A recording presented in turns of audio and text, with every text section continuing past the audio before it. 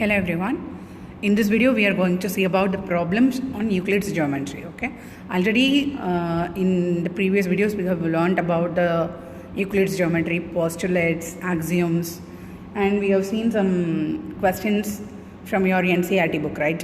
So in this video we are going to see the remaining sums from your NCERT book about Euclid's geometry. So let's move on to the topic. So the first question we are going to see is exercise 5.1, question number 1. Okay, so the question is, which of the following statements are true and which are false? Give reasons for your answer. You have to find out whether the given statement is true or false. If it is false or if it is true, we have to give the valid reason also. So let's move on to the questions. The first one is, only one line can pass through a single point. Students, please keep that in your mind. Read the question carefully, because we might thought that all the questions are same, but there will be a slight difference. Just look at here. The question is, only one line can pass through a single point. So here they have given only one line and single point. Is this true? Let's see. Just look at this picture. There is a point, there is a single point, that is P. Only one point is there, that is P. And the question is, only one line can pass through a single point. Just look at here, there are n number of lines that can pass through a single point. Yes or no? Yes. So the given statement is false. So because from single point P, we can draw as many lines as we want. Okay, so the statement is false. So let's move on to the next one. Next statement is, there are infinite number of lines which pass through two distinct points. The question may look same, but the meaning is different. In the first statement, we have seen that only one line can pass through a single point. But here, they have given infinite number of lines which pass through the two distinct points. So here they have given infinite number of lines and two points, okay, two different points. So through two different points, we can able to draw infinite number of lines. That is the statement given here. So whether it is true or false, let's check. Here is the 2 points, that is A and B. A and B is the two distinct points, and here we can able to draw the line through that points. That line should pass through the points, right? So one line we have drawn. Can we able to draw any more lines from this? No, we can't, right? We can't. If it is, you can join the two lines like this, but this is not a line, okay? It is a curved line. Am I right? It is a curve. It is not a line, okay? So definitely not possible. So what is the answer for this? The given statement is false, because only one line passes through A and B. And we know that axiom 5.1, given two distinct points, there is a unique line passing through them. That is an axiom. So we can prove that with that axiom we can show that this given statement is false. Okay. So let's move on to the next statement. So the next statement is, a terminated line can be produced indefinitely on both the sides. Yes, of course, this already we have learned about the Euclid's definition, right? Yes, this statement is true. Let's see how. The given statement is true, and a terminated line is a line segment. A line segment in the sense there will be no end. We can extend the line segment as we want. There is no end. So here is a line segment, that is A and B. This is the given line segment I have drawn. I have shown this using the green color, that is a line segment, and it have both the points A and B at the end, right? And we can extend this terminated line like this by the dotted lines. Using dotted lines, we can extend this on both the sides. So that is possible. So the given statement is true. Okay. So let's move on to the next one. That is the fourth one. And here also I have given the explanation about the previous statement. That is AB is a line segment. So it can be extended on both the sides by using the dotted line. And we have seen this statement is true as per the postulate given, Euclid's postulate number 2. that states that a terminator line can be produced indefinitely. Okay, and students, please keep that in your mind. You have to learn all the axioms and postulates. You should be thorough on that. Okay, then only you can able to do all the sums based on Euclid's geometry. So please learn that. Okay, so the next statement is the same statement, third one. We are going to, not third statement, the next statement, that is fourth statement, that we can be able to solve using two methods. Okay, so here I have given the first method, and the statement is if two circles are equal, then their radii are equal. Okay, if two circles are equal, then their radii are equal. Okay, so let's move on to the answer. Just given here, I have given two circles. If it is equal in the sense it is bounded on the same region, right? So definitely it will be same by the another circle, right? Exactly, it will be same, because if the two circles are equal, of course the radii also will be equal. Okay, and just look at this superimposing. What is meant by superimposing? Just placing on the another one, right? On superimposing the region bounded by one circle on the other circle if the circles coincide. If you place one circle on top of the another one, it will be coincide. So if that shows the center and the radius will be equal. Okay, so the given statement is true. This is method number one. I will show you the second method. The same statement, if two circles are equal, then their radii are equal. Just see this.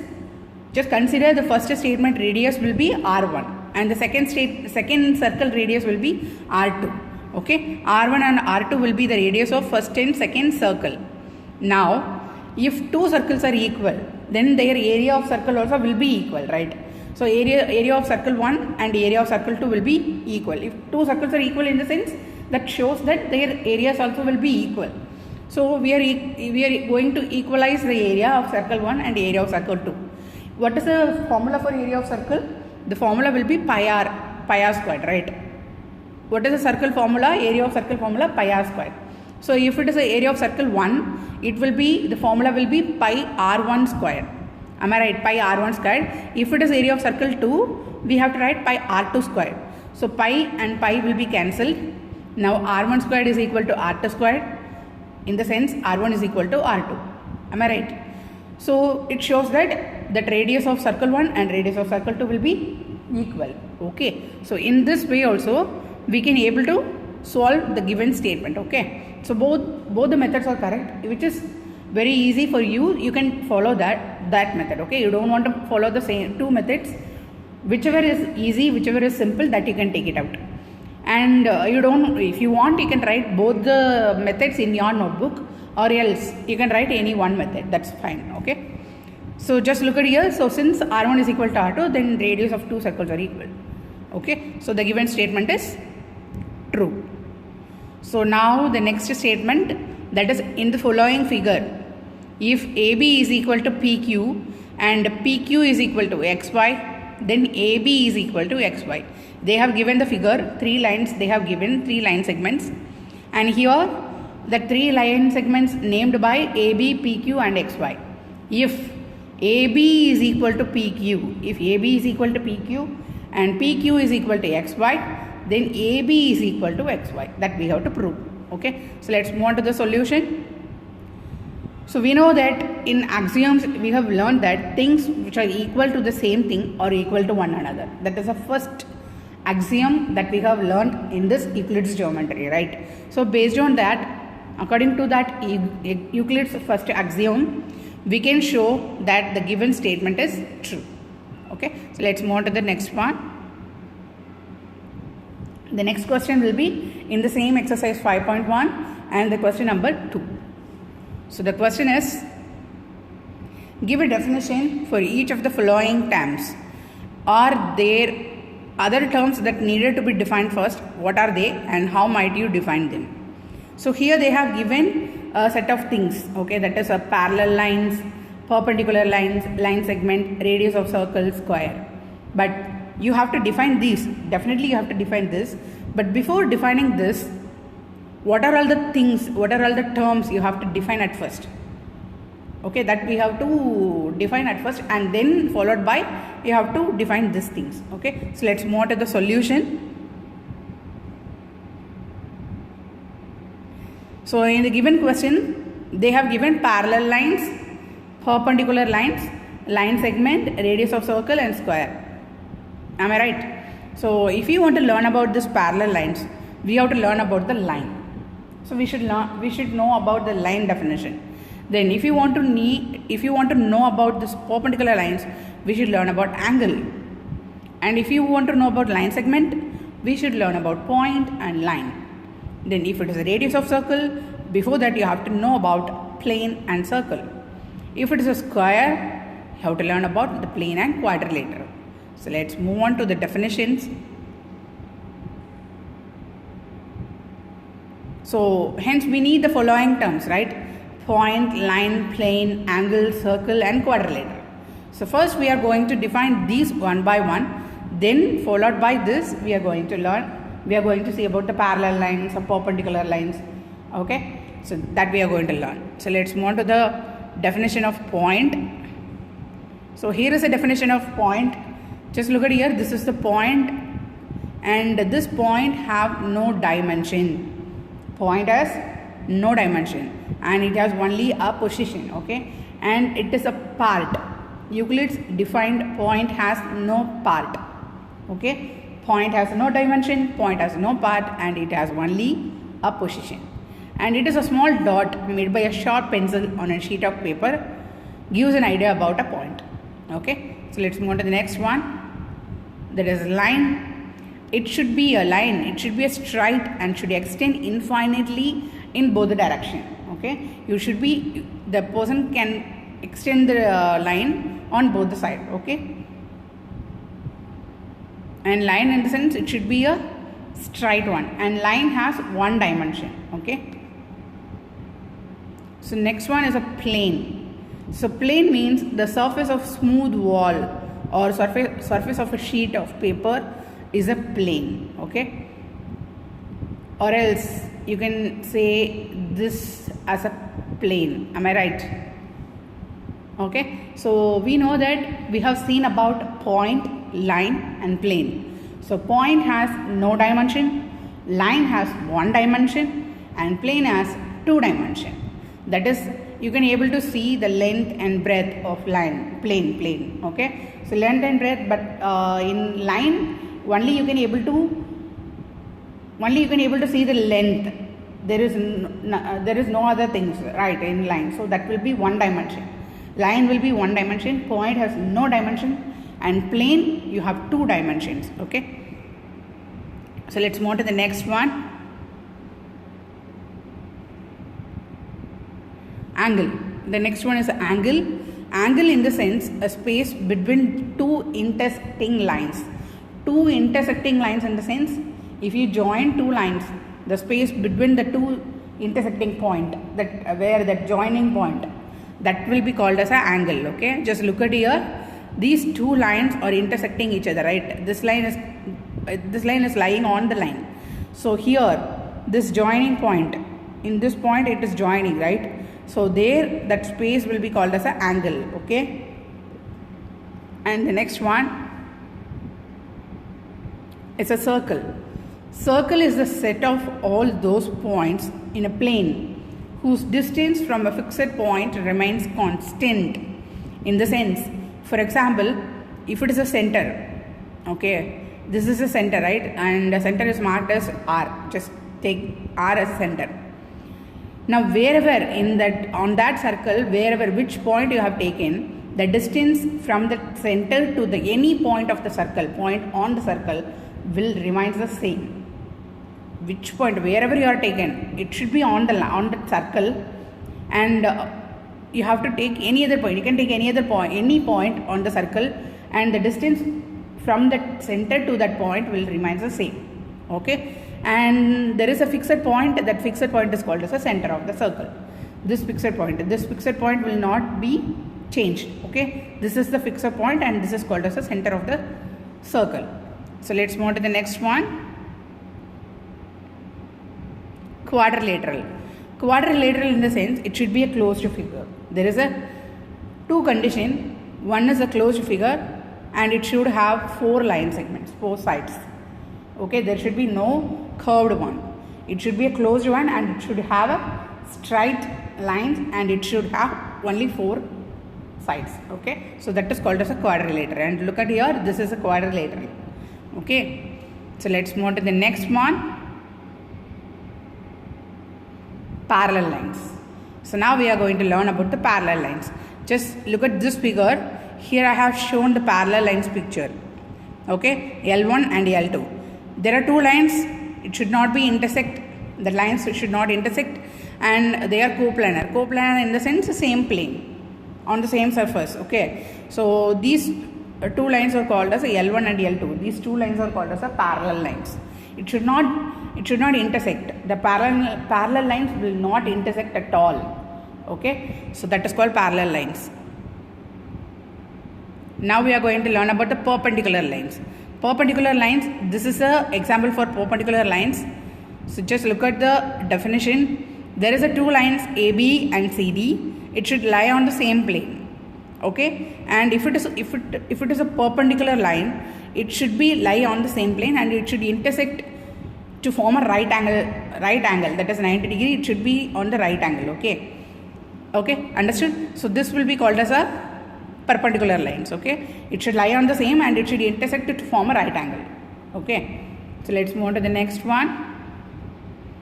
Here I have shown the 2 lines, right, AB and CD, and we can tell that AB is perpendicular to CD. Okay, and we can tell that CD is perpendicular to AB. Both will be correct. So the next definition is a line segment. Okay, so line segment is a part of a line. Okay, it is a part of line and we can we truncate the line by making 2 points. Here AB is a line segment.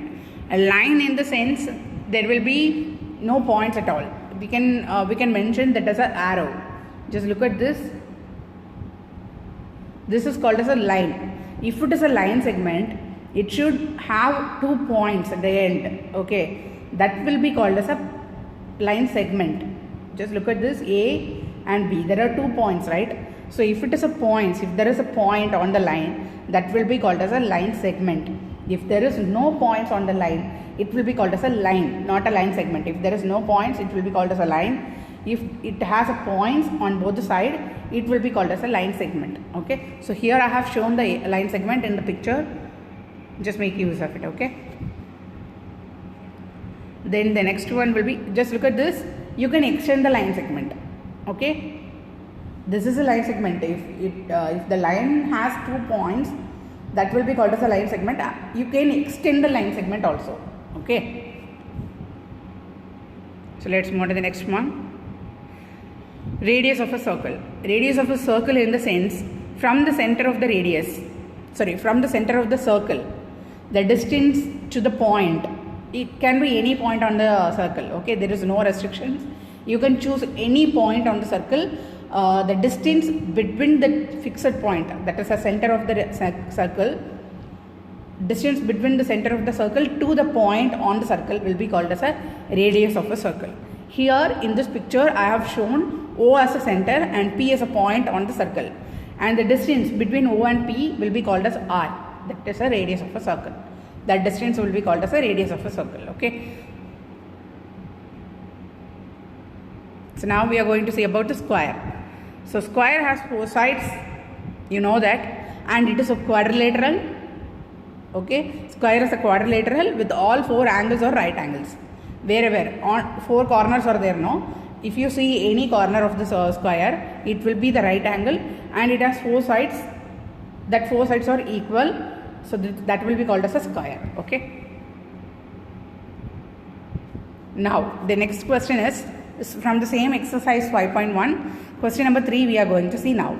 Consider the 2 postulates given below. Here they have given the 2 postulates, that is, given any 2 distinct points A and B, there exists a third point C which is between A and B. And the next postulate is there exist at least 3 points that are not on the same line. Do these postulates contain any undefined terms? Are these postulates consistent? Do they follow from Euclid's postulates, explain. So they have asked 3 questions. The first question, they have given 2 postulates and they have asked 3 questions based on that postulates. Okay. The first question is, do these postulates contain any undefined terms? Just now we have defined some terms, right? Perpendicular lines, parallel lines, likewise. Now we are going to check any undefined terms are there or not. After that, we are going to check whether these postulates are consistent. And then we have to check, are they follow from Euclid's postulates. Okay. So let's move on to the solution. So the first one, yes, these postulates contain undefined terms because that undefined terms are point and line. Okay, we know that point in the sense it is a sharp, with the sharp pencil you will make a point. That is already we defined that. We don't want to define it again. Just we have to find out which is the undefined terms. Okay, so the point and line or undefined terms, and the word consistent. What does it mean? So the consistent means that there are no contradiction between the 2 postulates. That is, if they deal with the 2 different situations. Are they dealing with the 2 different situations? We see that first you have to learn about the meaning, right? First you should know the meaning of the postulate. Then only you can able to see whether it is the 2 postulates are consistent or not. So let's see the meaning of 2 postulates. Okay. So the first postulate that is given in the question is, given any 2 distinct points A and B, there exists a third point C which is between A and B. It says that the 2 points A and B, there is a point lying on the line, that is C, in between the 2 points, right? So, and second postulate is, there exist at least 3 points that are not on the same line. So that will be like this, not on the same line. So already there will be 2 points, and C is a point which is lying out of the line. It is not lying on the line, it is out of the line, it is lying. Just look at the given picture.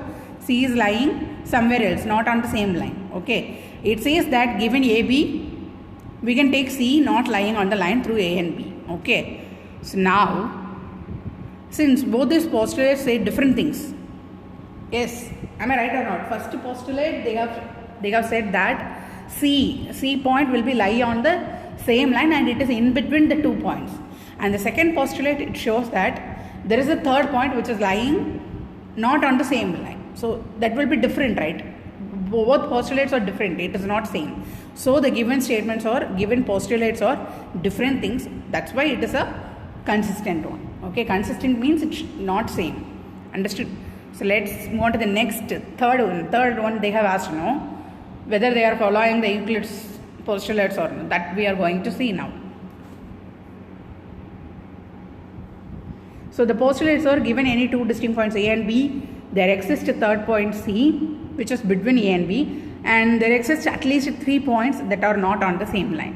So these are the postulates given in the question, and these postulates talk about the straight line drawn from one point to another, terminator line, circle, right angle, and 2 straight lines intersecting.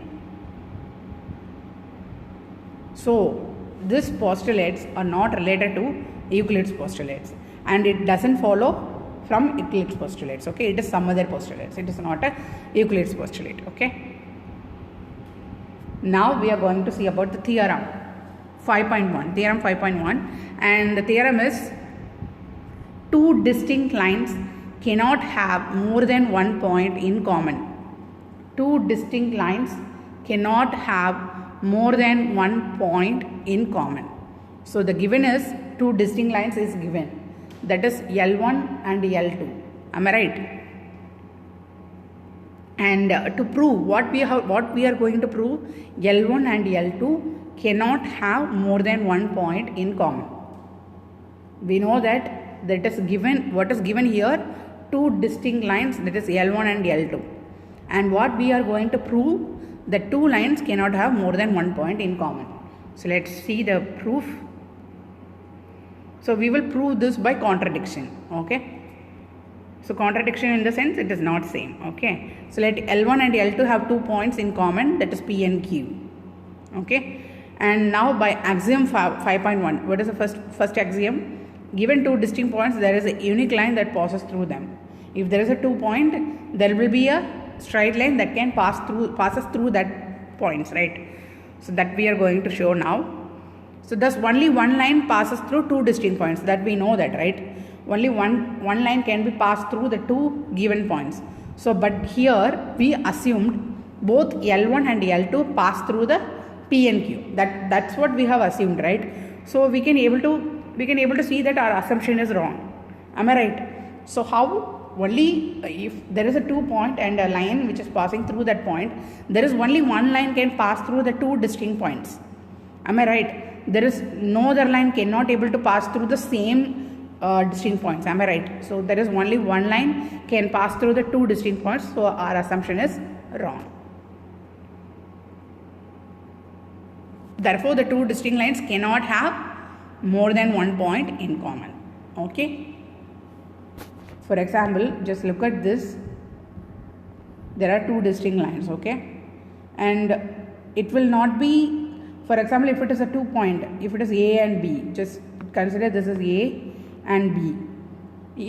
If it is a two distinct points, there is only one line can pass through that.